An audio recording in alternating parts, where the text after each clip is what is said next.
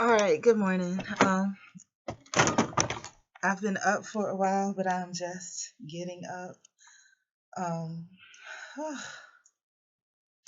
had my little release session this morning, so I'm feeling a lot better. When I get a chance, I'll vlog about that because I think it's really important. I'm transitioning over from at a late stage at 40 from the portion of my life where anything that relates even remotely to sensuality and stuff like that is quote unquote bad. So I'm transitioning over and I'm starting to get an understanding. A lot of what we're taught growing up, I don't think is necessarily the whole truth. There's a lot of there's a lot of usefulness in orgasms and sexuality and things like that, and I'll talk about that um, another time when I have time. I don't know if I will ever have time anytime soon, but I think it is a very important topic because I'm just starting to realize now in my later years that it is very important. I'm a little cold. It's very cold. It's got to be like 40 degrees. Yesterday it was 40 something. So I didn't dress as warmly yesterday because I didn't want to go to my little meeting, like layered, but it's like 45 degrees. So um, right now I'm okay because I have my robe on, but I need something on my feet. Do I have slippers? I don't think I have real slippers. Um, but yeah, so I'm gonna take a couple of hours, I guess, to finish putting my room together, and also to get myself together after a little bit. If you all have comments like on and into and there's a certain way to present things with intellectual kind of comments, like comments that are for learning, growth, development, and knowledge and things like that regarding sexuality and orgasms and stuff like that. Feel free to share them. I may delete them as appropriate, but because I'm starting to realize it's like I'm coming to a turning point in my life, like I said, where I'm going from um, going from that everything, any mention of sexuality or anything like that is bad, and it's really not, because I had started not too long ago. I came into um, something about how Egyptians, what they said about sexuality, and how it creates a vibration, and that what the Egyptians would do was like the symbol of the ankh, was it releasing out of you and then coming back in, it vibrates back into you or something. But it was very interesting. I'm not saying it the right way now, but that's basically what the gist of it was. I'm trying to find if you do a search on YouTube for spirit science, I'm about to um, be accompanied in the background with that while I clean and organize and stuff like that. It's about 10:30 in the morning on Tuesday, January 12th. But after we found out the religion of the future will be a cosmic religion to transcend personal God and avoid dogma and theology. Can you feel it? A sort of anticipation growing stronger and stronger? Another way of putting it is time is speeding up. I've heard that discussion for a while. All right. I know most people have felt it at some point, maybe while watching the news or perhaps something in their own lives. Something big is about to happen. You can see signs of it all over the world. Revolutions. I don't know if you can hear me, but basically the setup is this is how the setup is going to be different now. This wall is going to stay the same with the dry erase board. Because the hardest thing that I have to accomplish for me, the hardest thing that I have to accomplish for me is like clothing. That's the hardest thing. As y'all see, sometimes I have like piles of clothing. So what I've started to do to make it easier for me to get dressed, and I really don't feel like picking this thing up and showing y'all, but um, I've started, instead for the walls, what I've started to do is, oh, I'll show you. Um, and I don't have, a lot of. I'm scared to pick this thing up. Ah, oh, and rightfully so. Oh my gosh. Ah, oh my Lord. Jesus. Okay, I'm not gonna pick it up. But basically, y'all can kind of see what I've started doing is this is how I'm arranging my clothes. Like I'm still gonna have the bags because I have too many not to have bags.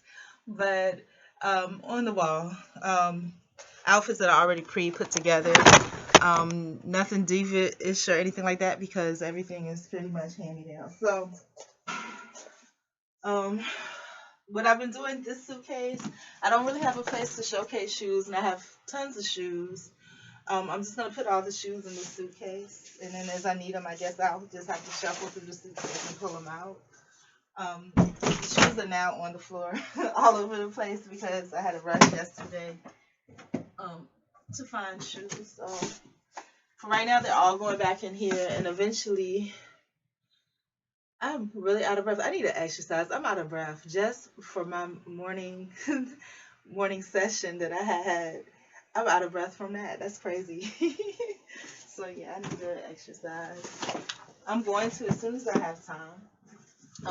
I think everything should be done in moderation, according to what's available to you. And for me, um, I do know how to. I do give myself a break when needed because I know that I need my mental, spiritual, physical energy. When I'm out and about in the world. And I vlogged last night about how people that are to themselves and loners, they're more sensitive to things. They're stimulated more easily by things, whether it's in a progressive way or an internal way. So it's like my energy has to be very much honed in before I go out because if not, all the different things I come in contact with just kind of have the ability to throw me off. So, and it's important to stay focused. So that's what the thing is. I forgot I had this vanilla oil. Oof. And I really need something on my feet because my feet are freezing.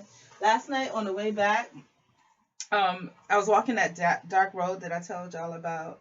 And I remember one time some guy came out of nowhere and I had forgotten about it. I was walking on that side of the street. So in my haste to cross the street, I had to run across a ditch. And in me running across that ditch, I got my shoes dirty. I bought these slippers. They come in a little cute little carry bag. I think Rainbow or something had them, but usually they have them at party time or something like that for $15. Rainbow had them for $9. It was like considered a quote unquote accessory, so it was buy one get one half. So I have two of those now. The way that I'm going about being able to get my clothes together, because I have less slacks than tops, of course. So whenever I come across a pair of slacks, I'll place them up.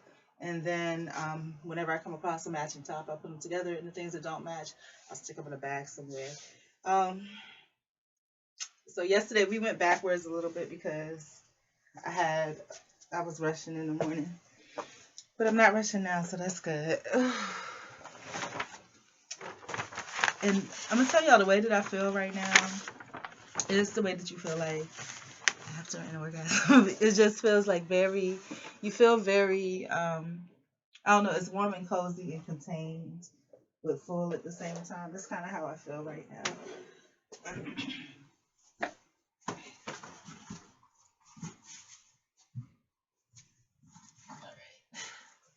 So pretty much I had everything organized in the sections it was to go in. Again, because yesterday I had to run out real quick. Everything got discombobulated, so I'm working back to getting it to where I'm just picking up again. I don't know what I'm wearing today. I do not. But let me at least get the stuff back where it's supposed to be.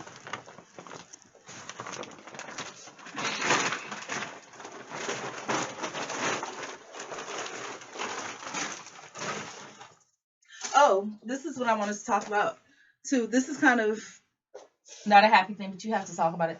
I allow myself to get punked a lot. And I'm gonna notice like maybe 2 or 3 things like over the past few days that I remember. I'm sure I got punked way more than this. But one was when I went to go pick up. I'm the kind of person that if you say something to me, if you go out of your way to say something to me, I'm gonna assume that you're saying it because the way that I'm so to myself is like for you to reach out to say something to me, that means that you had to be thinking about me, or something. So it's like I take the time to try to listen and try to find, you know, the reason for and something that I could grow or gain from it. And I always make the assumption, like a child would, that other people are right. And I need to stop doing that. But I do that. I don't know if I shared this story already, but when I went to go pick up my nourishment items, there was like a small can of some kind of cranberry juice cocktail. And it was in a can, like a pop top can, like a soda can. And then there was like a huge thing of like juice or something. And when I saw that, I was thirsty, but I didn't want to drink like out of the whole jug. So I took the little Pop Tart can and I popped it because I was that thirsty. And of course, some ghetto girl or whatever woman was watching me from the side. And she was like, and then when I drank it, it was so nasty. I knew I wasn't going to like it because I don't, first of all, I only like real juice. I don't like fructose corn syrup and all that stuff. And second of all, I think I had it before. Remember, I didn't like it. When I drank it, it was like I made this face. And she was like, that's from concentrate. I heard her in the background when I opened it. That's from concentrate. That's concentrate, you know. And I guess nobody else said nothing. And so she drew attention. So everybody was kind of watching, I guess.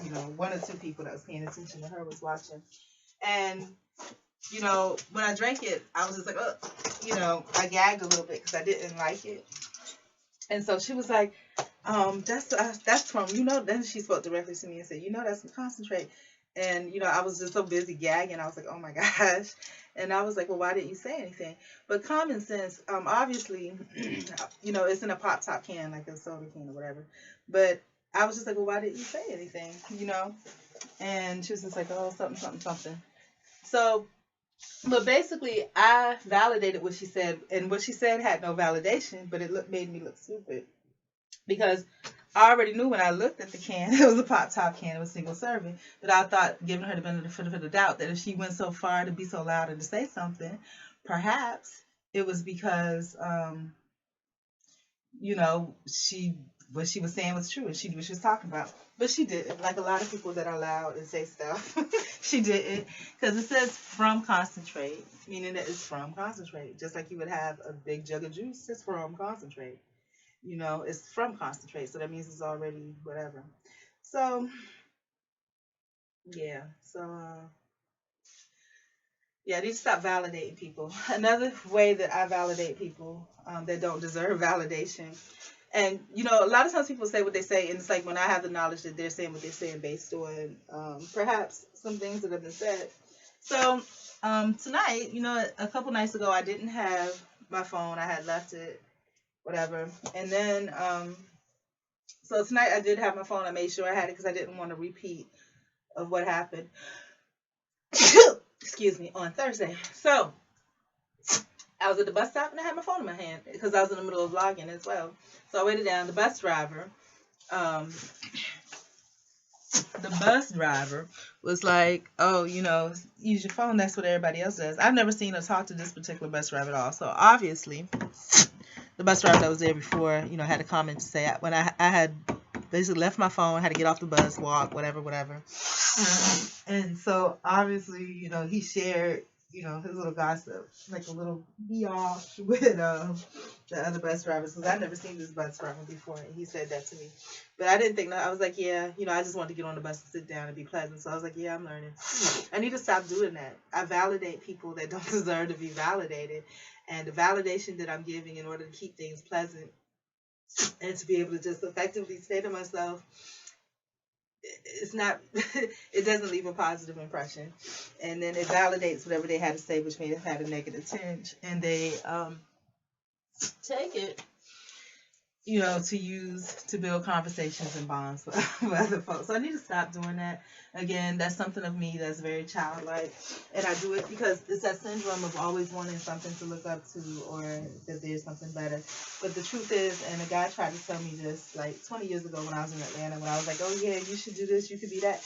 And he was like, no, that's all you, and he's right. Everything that I look for in everyone else is already present in me, and I need to stop looking and I need to start putting that out there, not forcing it on anyone, but putting it out there because if what I'm doing is all the gifts and talents that I have I'm confining them because I didn't realize this is so long.